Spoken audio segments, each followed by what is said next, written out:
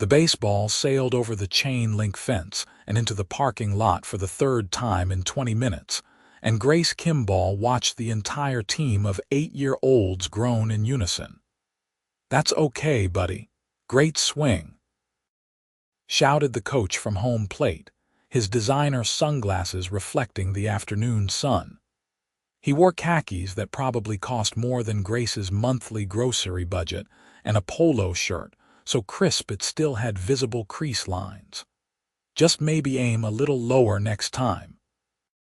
Grace bit her lip to keep from commenting as her daughter Maya returned to the dugout, dejected.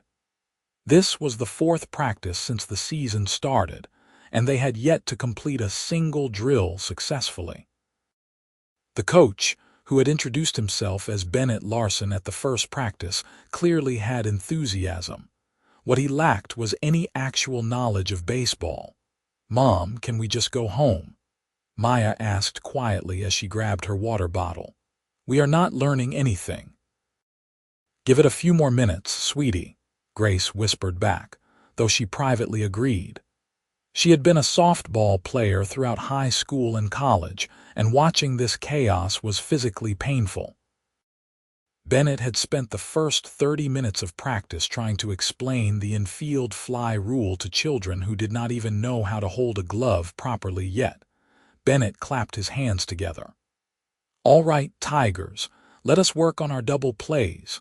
Grace closed her eyes. These kids could not catch a ball thrown directly at them, and he wanted them to execute double plays, Mr. Larson, she called out before she could stop herself. Every parent in the bleachers turned to look at her, and she felt her cheeks flush. "Maybe we should work on basic catching first." Bennett looked up, squinting against the sun. His face broke into a smile that was admittedly quite handsome. "Great idea. Yes, catching. Everyone grab a partner." The kids paired off with varying degrees of success.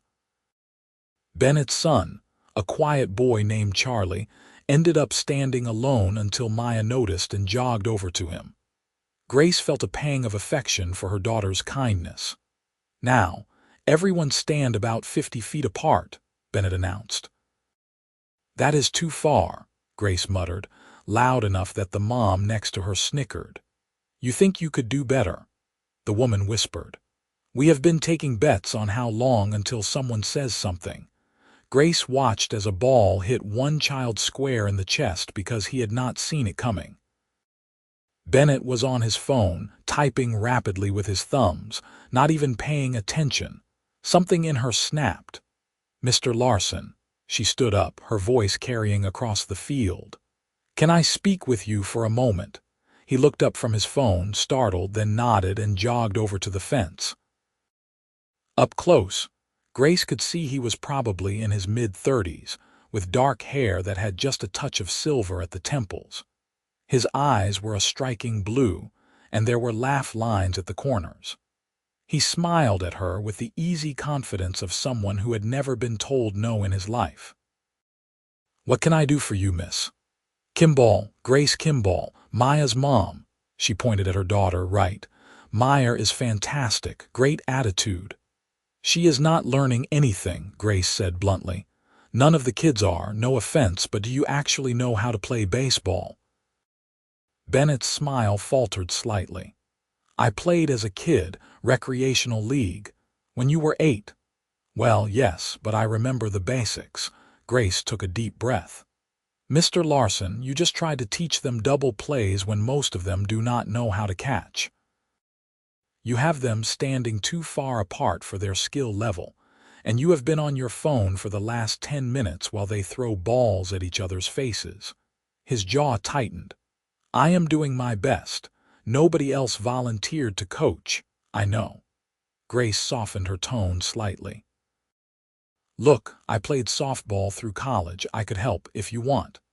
Bennett studied her for a long moment. She expected him to refuse to let his pride take over. Instead, he surprised her by nodding slowly. "Yeah, okay, I could use the help. Really, really. Charlie has been so excited about baseball, and I signed up to coach because I wanted to be involved in his life. But between you and me, I am completely lost." He ran a hand through his hair, looking suddenly vulnerable. "I have been watching YouTube videos at night trying to figure it out." Grace felt her annoyance melt away. "Okay, let me grab my glove from the car. I always keep one in there." 20 minutes later, Grace had reorganized the entire practice. She had the kids standing closer together, focusing on basic throwing technique. Bennett watched from the side, taking mental notes. When practice ended, the kids actually looked happy instead of frustrated. "That was amazing," Bennett said as the parents collected their children. "You are a natural teacher." "I coach Maya's indoor soccer team in the winter," Grace admitted. "I just understand how kids learn." "Would you consider being my assistant coach?" Bennett asked. "Official title and everything. I could really use someone who knows what they are doing." Grace hesitated. She was already stretched thin between her job as a physical therapist, raising Maya as a single mom, and trying to maintain some semblance of a social life. But Maya's face lit up when she overheard the question. "Please, Mom, that would be so cool. I would pay you," Bennett added quickly. "For your time." "You do not pay volunteer coaches," Grace said, frowning. "Then consider it a consulting fee, please. I am desperate, and the kids deserve better than what I have been giving them." There was something genuine in his eyes that made Grace's resolve crumble. "Fine, but no payment." "I volunteer because I want to help the kids, not for money." "Deal." Bennett extended his hand and Grace shook it. His grip was firm and warm, and she felt an unexpected flutter in her stomach that she immediately dismissed. He was just a dad trying to connect with his son, nothing more. Over the next week, Grace and Bennett fell into an easy rhythm.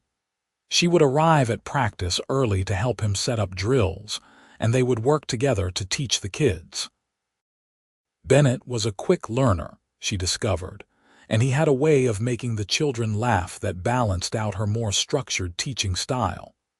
Charlie came out of his shell more with each practice, and Maya seemed happier than she had been in months. "You are really good with them," Grace commented after their third practice together. They were packing up equipment while the kids played on the nearby playground. "The kids, I mean." "I do not get to spend enough time with Charlie," Bennett admitted. He tossed a bat into the equipment bag. "His mom and I divorced 2 years ago. I have him every other week and I work a lot, so I wanted this season to be special. I just did not realize how much I had forgotten about baseball." "What do you do for work?" Grace asked. She had been curious about Bennett's obvious wealth, the expensive car, the designer clothes, the way he carried himself, but had not wanted to pry. "I own a company, manufacturing mostly. We make industrial equipment." He said it casually, like it was nothing. "What about you, physical therapy?" "I work at a clinic downtown." Grace watched Maya push Charlie on the swings. The two had become fast friends. "It is just me and Maya. Her dad is not in the picture." "His loss," Bennett said, and there was something in his tone that made Grace look at him sharply. He was watching her with an expression she could not quite read. "You are an incredible mom. Maya is lucky." "Thank you," Grace said softly. "Charlie is a great kid too. You are doing something right." They stood in comfortable silence for a moment, watching their children play. Grace felt something shifting between them, something that both excited and terrified her. She had not been interested in dating since Maya's father left when she was pregnant. She had built a good life for herself and her daughter, and she was not sure she wanted to risk that stability for anyone. But then Bennett laughed at something Charlie yelled from the playground, and Grace felt that flutter again, stronger this time. The first game of the season arrived on a bright Saturday morning. Grace had helped Bennett prepare a lineup and a basic strategy, though she reminded him that at this age, the focus should be on fun and learning rather than winning. Still, she wanted the kids to have a positive experience, and that meant not getting completely destroyed. The Tigers were playing the Sharks, a team that had apparently won the championship the previous year. Their coach was a stern-faced man who looked like he took 8-year-old baseball very seriously. "We are going to get killed," Bennett muttered as they watched the Sharks warm up with military precision. "Probably," Grace agreed cheerfully. "But our kids will have fun, and that is what matters." Bennett looked at her with something like admiration. "You are annoyingly optimistic, you know that? Someone has to balance out your nervous energy." The game started, and as predicted, the Tigers struggled. But Grace noticed something wonderful: the kids were encouraging each other. When Tommy struck out, his teammates cheered him for trying. When little Sarah made contact with the ball for the first time all season, the entire team erupted in celebration, even though she was tagged out immediately. In the fourth inning, Charlie came up to bat. He had not gotten a hit all game, and Grace could see the anxiety on Bennett's face. "He's got this," Grace said quietly, touching Bennett's arm without thinking. She felt him tense slightly under her fingers, then relax. "He has been practicing every night in the backyard," Bennett admitted. "I pitched to him until my arm felt like it was going to fall off." Charlie swung at the first pitch and missed. The second pitch was way outside, and he held back. Grace was impressed. That showed discipline. The third pitch was perfect, right down the middle, and Charlie connected with a solid crack. The ball sailed into the outfield, and Charlie took off running. The Sharks' outfielders scrambled for the ball while Charlie rounded first base, his face lit up with joy. He made it safely to second before the ball came in, and Bennett jumped up, hollering with pride. "That's my boy. That is my boy," Grace laughed, caught up in his excitement. Without thinking, Bennett grabbed her and pulled her into a celebratory hug. For a moment, they were pressed together, and Grace could smell his cologne, something woodsy and expensive. When they pulled apart, both of them looked slightly flustered. "Sorry, I got carried away," Bennett said, rubbing the back of his neck. "Do not apologize. That was a great hit." Grace's heart was racing, and it had nothing to do with Charlie's double. The Tigers lost the game 14-6, but the kids were all smiles. In the traditional post-game lineup, where the teams high-fived each other, the Tigers were laughing and joking with the Sharks. The Sharks coach looked baffled by their good spirits despite the loss. "Ice cream," Bennett suggested. "My treat for the team." The kids erupted in cheers, and half an hour later they had taken over a local ice cream shop.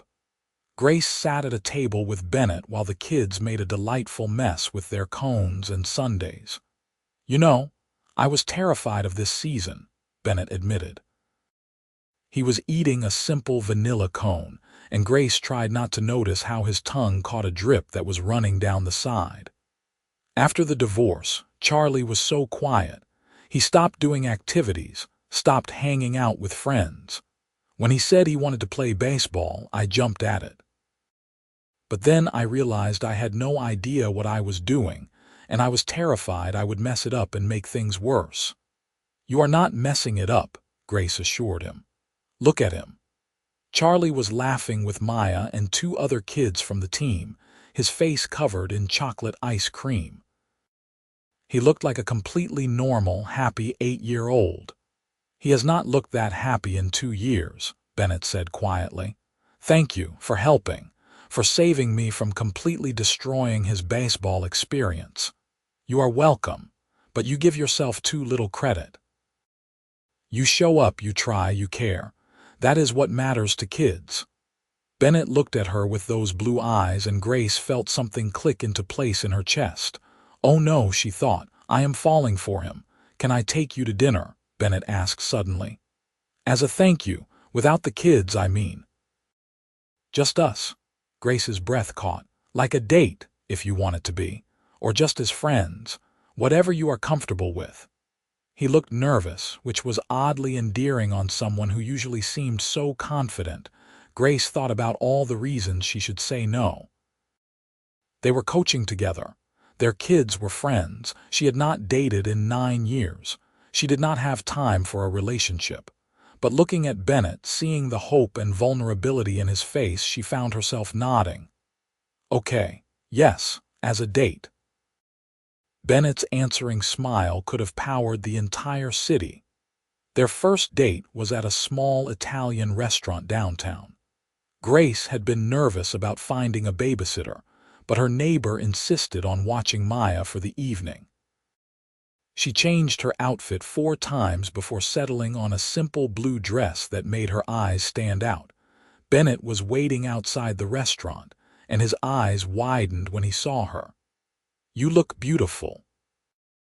"You clean up pretty well yourself," Grace said, taking in his dark suit and crisp white shirt. He looked like he had stepped out of a magazine. Dinner was easy and comfortable. They talked about everything: their childhoods, their college years, their dreams and disappointments. Bennett told her about building his company from the ground up, working 18-hour days in his 20s until he had something successful. Grace told him about her struggles as a single mom in graduate school, studying for exams while Maya slept in a playpen next to her desk. "I cannot imagine doing it alone," Bennett said, shaking his head. "And I have so much help: a nanny, a housekeeper, enough money that I never worry about bills. You did it all on your own." "You do what you have to do," Grace said simply. "Maya needed me, so I figured it out." "You are remarkable," Bennett said, and the sincerity in his voice made Grace's cheeks flush. After dinner, they walked through the downtown area, passing shops and cafes. The evening air was warm, and Bennett's hand brushed against Grace's several times before he finally just took it. His palm was warm and slightly rough, and holding hands felt both thrilling and perfectly natural. "Can I tell you something?" Bennett asked as they paused outside a bookstore window. "Of course. I have not felt this way about anyone since my divorce. Hell, maybe even before that." He turned to face her fully. "You walked into my disaster of a practice, and instead of just judging me, you offered to help. You have been patient and kind and funny, and I look forward to practices now, not just because of Charlie, but because I get to spend time with you." Grace's heart hammered against her ribs. "I feel the same way, which terrifies me, honestly. I have spent 9 years focused only on being a good mom. I do not know how to do this." "Me neither," Bennett admitted. "But maybe we can figure it out together." "Maybe," Grace agreed. And then Bennett was kissing her, gentle and sweet, and Grace felt like she was 18 again, full of possibility and hope. The baseball season progressed, and so did Grace and Bennett's relationship. They kept it low-key around the team, not wanting to make the kids or other parents uncomfortable, but they saw each other outside of practice. Bennett would come to Grace's clinic after work sometimes, and they would grab coffee. Grace would bring Maya over to Bennett's house for weekend barbecues. The kids were delighted that their 2 favorite adults were spending more time together. Grace discovered that Bennett's wealth was not just comfortable, it was staggering. His company was actually a major corporation with facilities around the world. He was, in fact, a billionaire, something that made Grace's head spin when she really thought about it. "Does it bother you?" Bennett asked one evening. They were at his house, a sprawling modern mansion that had made Grace's jaw drop the first time she saw it. The kids were watching a movie in the home theater, and Grace and Bennett were on the back patio, watching the sunset over his infinity pool. "The money," Grace considered the question honestly. "It is intimidating sometimes. We come from such different worlds." "But we are not so different," Bennett argued. "We both love our kids more than anything. We both value hard work. We both think that terrible joke about the baseball and the plate was funny, even though nobody else laughed." Grace smiled despite herself. "That was a good joke. See?" Bennett pulled her closer on the outdoor sofa they were sharing. "We fit." And they did. Grace was surprised by how well they fit. Bennett was not what she expected from a billionaire. He was down to earth, surprisingly humble about his success, and genuinely interested in her life and her work.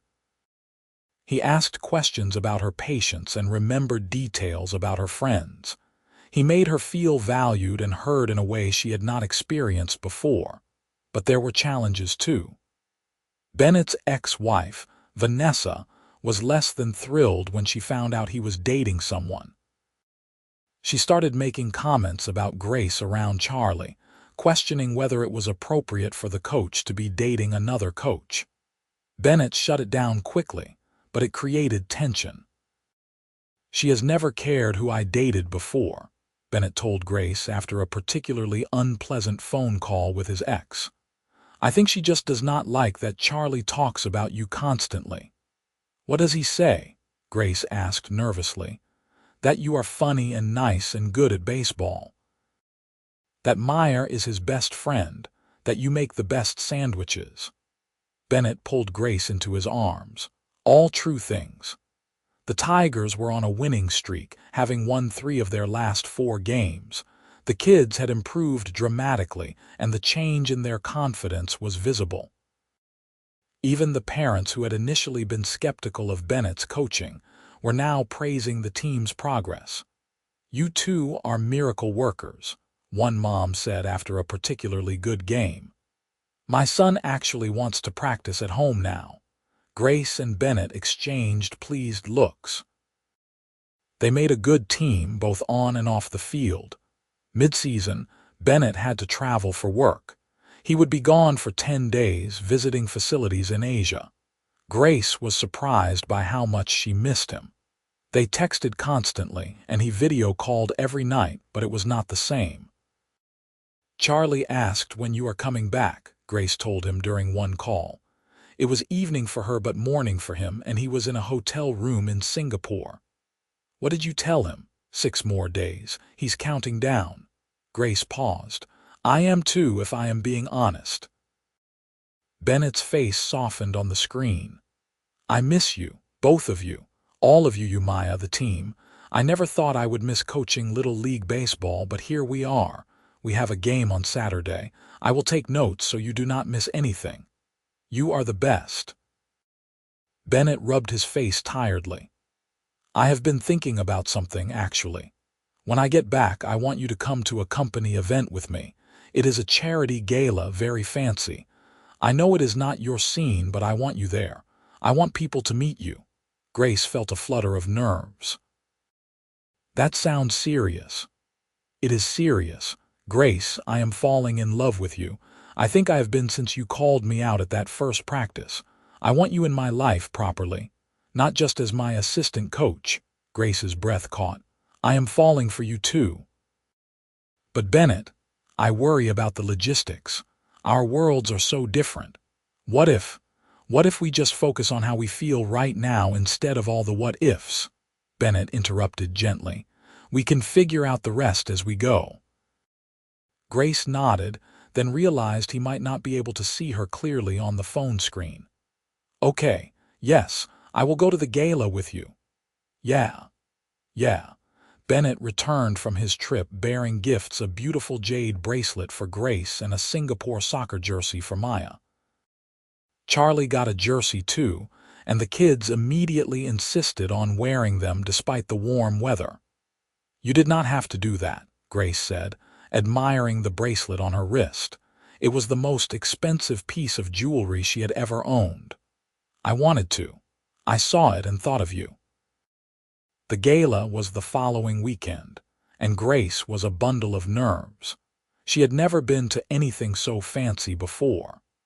Bennett had insisted on buying her a dress, and though she had protested at first, she eventually agreed when she saw the price tags at the boutique he suggested. The dress he chose was stunning, a deep emerald green that complemented her coloring perfectly, with a flowing skirt and delicate beading on the bodice. "You look like a princess," Maya breathed when Grace showed her. "Like a real one." The night of the gala, Bennett picked her up in a sleek black car driven by a chauffeur.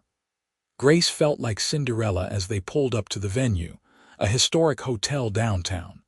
Inside, the ballroom was decorated with hundreds of flowers and twinkling lights. Women in designer gowns mingled with men in tuxedos, and Grace recognized several faces from the news and society pages. "Nervous," Bennett whispered in her ear as they entered. "Terrified," Grace admitted. "Do not be. You are the most beautiful, intelligent, genuine person here. Anyone who does not see that is an idiot." The evening was overwhelming but also magical. Bennett introduced her to everyone as his girlfriend, and the pride in his voice made Grace's heart soar. She met business associates, city officials, and even a minor celebrity. Everyone was surprisingly friendly, and Grace found herself relaxing as the night went on. During dinner, Bennett gave a speech about the charity they were supporting, an organization that provided after-school programs for at-risk youth. Grace watched him command the room with ease, his passion for the cause evident. This was a side of Bennett she had not seen before, and it made her fall for him even harder.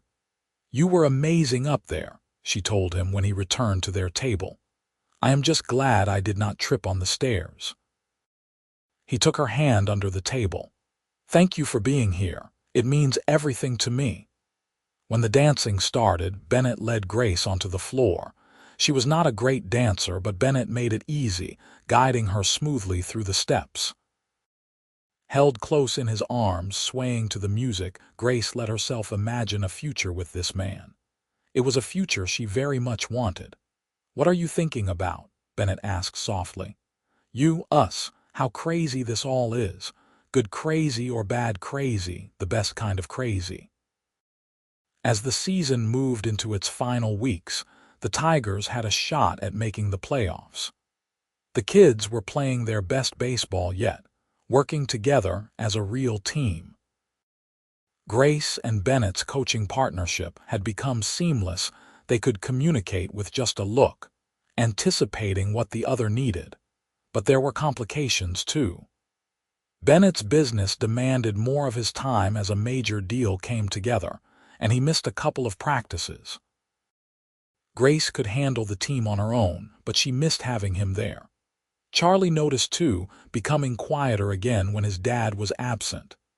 "I am messing this up," Bennett said after missing another practice.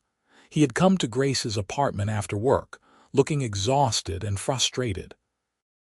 "I promised Charlie this season would be different, that I would be there, and I keep breaking that promise."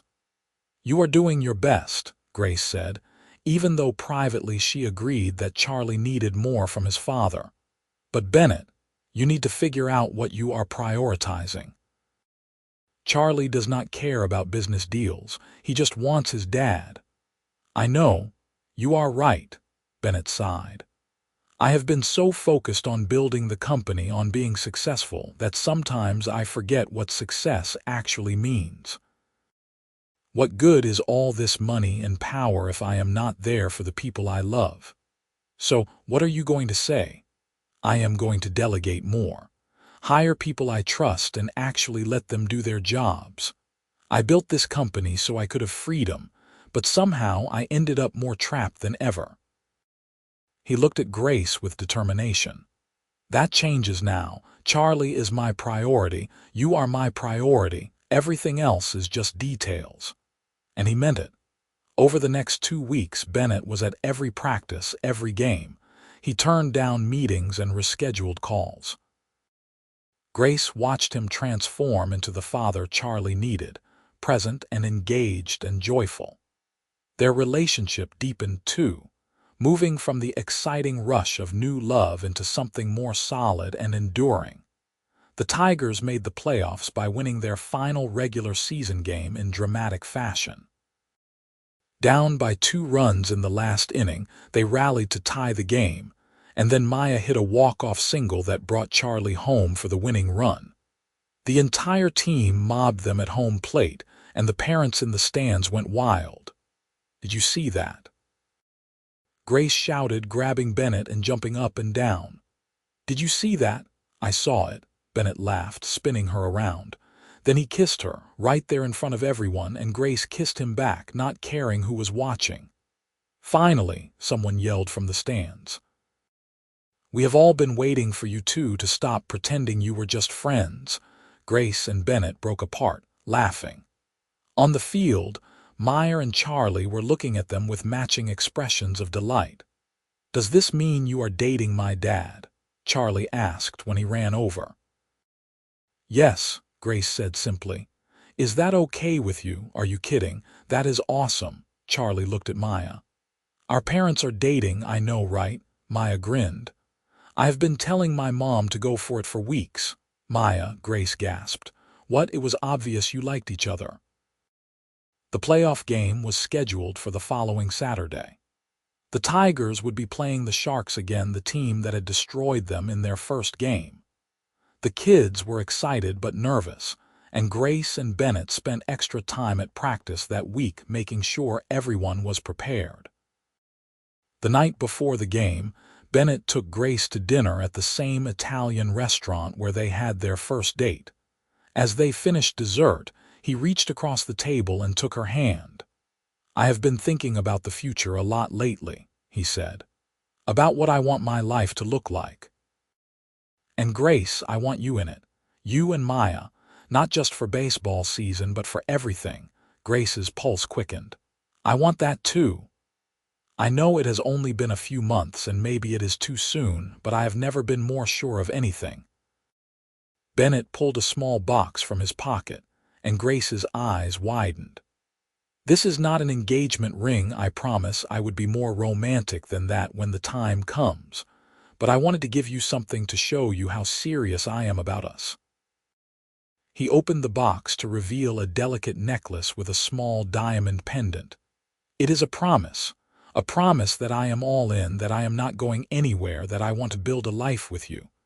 Grace felt tears prick her eyes. "It is beautiful. Bennett, I am all in too. You and Charlie have become such an important part of our lives. Meyer is happier than I have ever seen her. I am happier than I have ever been." Bennett came around the table and fastened the necklace around her neck, then kissed her softly. "Good. Because I love you, Grace Kimball. I love you and everything you are." "I love you too," Grace whispered against his lips. "So much." The playoff game was intense. The Sharks were still a strong team, but the Tigers had improved dramatically since their first meeting. It was a back-and-forth battle, with both teams playing excellent baseball. In the fifth inning, with the score tied 3-3, Charlie came up to bat with 2 runners on base. Grace could see Bennett holding his breath as Charlie stepped into the batter's box. Charlie looked nervous but determined. The first pitch was a strike and Charlie swung and missed. The second pitch was outside. On the third pitch, Charlie connected solidly, sending the ball into the gap between left and center field. Both runners scored and Charlie made it safely to second base. The Tigers took the lead 5-3, and they held on to win the game and the championship. When the final out was recorded, the celebration was euphoric. Kids were crying happy tears, parents were hugging, and Grace found herself swept up in Bennett's arms as he spun her around. "We did it." "We actually did it." "The kids did it," Grace corrected, laughing. "We just helped." The team was awarded a trophy and every kid got a medal. Charlie could not stop grinning and Maya wore her medal to bed that night. At the post-game celebration at a local pizza place, the parents presented Grace and Bennett with a gift, a framed photo of the team with a plaque that read, "To Coach Bennett and Coach Grace. Thank you for teaching us that winning is about more than just the score." "I am going to cry," Grace said, staring at the photo. "Too late," Bennett said, wiping his own eyes. "Way too late."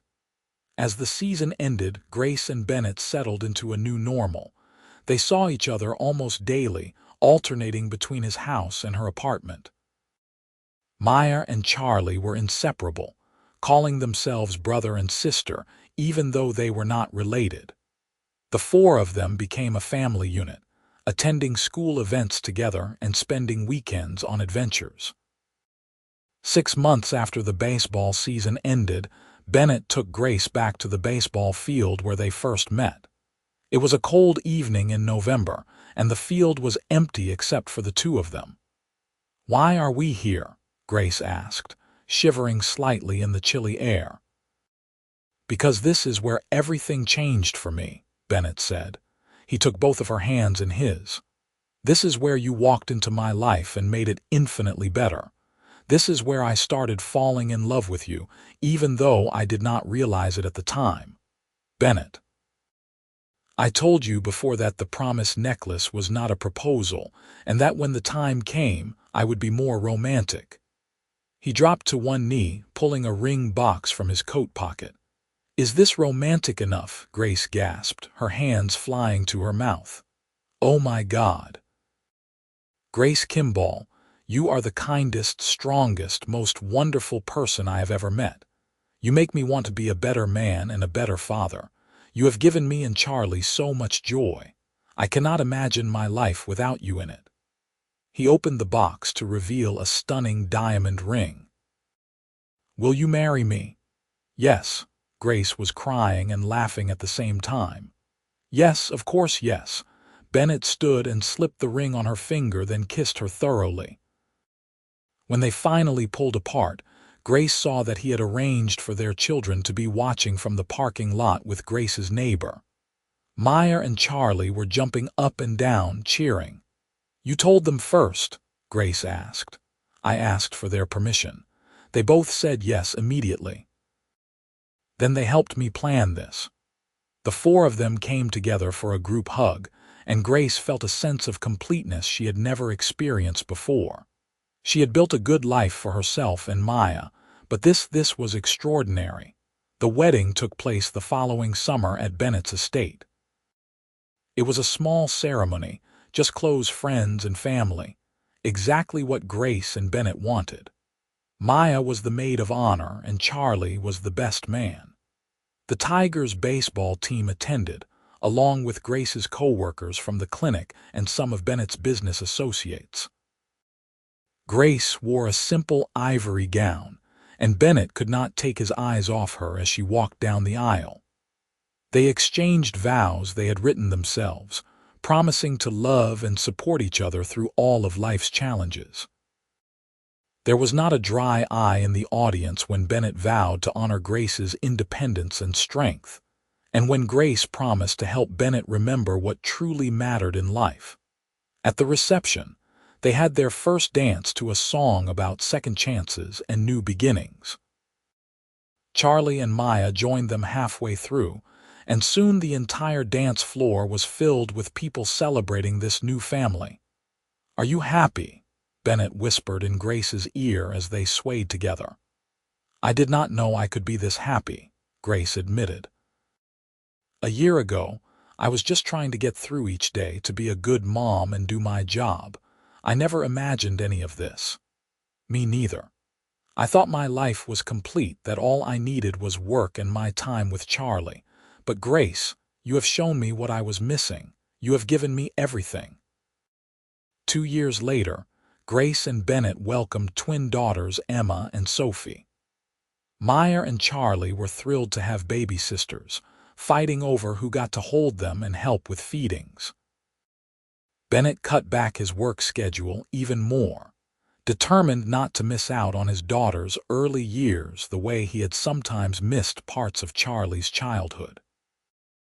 Grace continued working at the clinic 3 days a week, finding fulfillment in helping her patients while also being present for her children. She and Bennett had found a balance that worked for their family, each supporting the other's dreams and goals. They returned to coaching Little League together every spring. It became their tradition, their time to give back to the community and remember where their love story began. Charlie played for several more years before aging out, but they kept coaching, helping new groups of kids discover the joy of baseball. On the anniversary of their first kiss, Bennett always took Grace back to that Italian restaurant downtown. They would hold hands across the table and talk about everything that had happened since that first nervous date. They talked about their children, their dreams, their gratitude for finding each other. "You remember how terrible I was at coaching?" Bennett asked during one of these anniversary dinners. "You were spectacularly bad," Grace agreed, laughing. "Those poor kids. Lucky for all of us, you decided to help instead of just judging from the sidelines. I almost did not say anything. I almost just kept quiet and let you continue your disaster of a practice." Grace shook her head at the memory. "But I am so glad I spoke up. Me too. Best decision you ever made." "Second best," Grace corrected, holding up her left hand where her wedding ring sparkled. "The best decision was saying yes when you proposed." "Fair point." Bennett raised his wine glass. "To terrible coaching, to brave women who offer to help, and to love stories that begin on dusty baseball fields." "To us," Grace agreed, touching her glass to his. "To our beautiful, chaotic, perfect family." Years passed, full of the ordinary magic of family life. There were more baseball seasons and soccer tournaments, dance recitals and school plays. Maya grew into a confident teenager with Grace's athletic ability and kind heart. Charlie became a thoughtful young man who never forgot how baseball had helped him through his parents' divorce. The twins were wild and joyful, keeping everyone on their toes. Grace and Bennett navigated the challenges of blended family life and managing a household with 4 children. There were difficult moments, disagreements about parenting styles, struggles with Bennett's ex-wife, the normal stresses of marriage and family. But they faced everything together, remembering always that they were a team. On Charlie's 18th birthday, he gave a speech at his party that had everyone in tears. "When my parents got divorced, I thought my life was over. I was sad and angry and scared. Then Dad signed up to coach my baseball team, and even though he was terrible at it, I could see how much he cared." He looked at his father with affection. Then Grace showed up and offered to help, and everything changed. She did not just teach us baseball, she taught us about kindness and patience and showing up for people you care about. She brought joy back into our lives. So thank you, Grace, for being brave enough to speak up that day. Thank you for loving my dad and for being an amazing stepmom. You saved us both. Grace was openly crying by the end, and Bennett had to compose himself before he could stand up to hug his son. Later that night, after the guests had left and the kids were asleep, Grace and Bennett sat in their backyard, looking at the stars. "That was quite a speech," Grace said, leaning against Bennett's shoulder. "He meant every word. We both did. You did save us, you know. I was so lost after the divorce, just going through the motions. Charlie was hurting, and I did not know how to help him. Then you came along and showed me what it meant to really live again, to be present and connected. You saved me too," Grace said softly. "I had convinced myself that I did not need anyone, that Maya and I were fine on our own. But Bennett, you showed me that letting people in, being vulnerable, taking a chance on love, that is where real happiness lives. You gave me a family I never dreamed I could have." "We are pretty lucky, are not we?" Bennett pulled her closer. "The luckiest." When Maya graduated high school, she gave a speech at her graduation party too. She talked about watching her mother sacrifice and work hard to give her a good life, and about how Grace had taught her that strength meant asking for help when you needed it. "My mom could have just complained about the bad coaching from the sidelines, but instead, she offered to help. That is who she is, someone who shows up and makes things better. And because she was brave enough to do that, I got Bennett and Charlie and the twins. I got this amazing, crazy family. So I guess the lesson is, speak up when you see a problem because you never know where it might lead." Grace and Bennett watched their children grow and thrive, graduate from high school, head off to college. The house that had been full of noise and chaos slowly became quieter as the kids left for school and their own adventures. But Grace and Bennett did not mind. They had each other, and they had the satisfaction of knowing they had raised good, kind humans. They continued to volunteer in their community, coaching Little League and supporting youth programs. Bennett donated generously to causes they cared about, and Grace often provided free physical therapy services to patients who could not afford care. Together, they tried to make their corner of the world a little bit better. On their 20th wedding anniversary, Bennett surprised Grace with a trip back to the baseball field where he had proposed. It looked different now. The city had renovated it, adding new lights and bleachers. But the magic was still there. 20 years, Grace marveled. How did that happen? Because we chose each other every single day, Bennett said. Even on the hard days, especially on the hard days, we kept choosing us. I would choose you 1,000 times over, Grace said, kissing him. You and this beautiful life we built together. They stood on the pitcher's mound, holding hands in the fading sunlight, and Grace thought about that first practice when she had nervously called out to the handsome, clueless coach.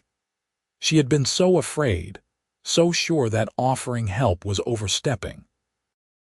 But she had done it anyway, and that moment of courage had changed everything. Sometimes, Grace thought, the best love stories started with someone brave enough to speak up, to offer help, to take a chance. And sometimes, the most extraordinary lives grew from the most ordinary moments: a terrible baseball practice, a kind offer, two people willing to figure it out together. As they walked back to their car, Grace looked back at the field one more time. This was where it all began. This was where a billionaire trying badly to coach his son's little league team had met a woman brave enough to offer help. This was where two lonely people had found each other and built something beautiful. "What are you thinking?" Bennett asked, following her gaze. "That I am grateful. For all of it, for you, for our kids, for this life." Grace squeezed his hand. "And I am grateful that you were such a terrible coach," Bennett laughed, the sound carrying across the empty field. "Me too, sweetheart, me too." They drove home together as the sun set behind them, heading toward a house full of memories and a future full of promise. And if you had asked either of them to pinpoint the moment they fell in love, they would have told you about a dusty baseball field, a disaster of a practice, and a woman brave enough to offer help to a man who desperately needed it. They would have told you that sometimes the greatest love stories begin with a simple act of kindness, a willingness to be vulnerable, and two people who chose to keep choosing each other, day after day, year after year, for the rest of their beautiful lives together.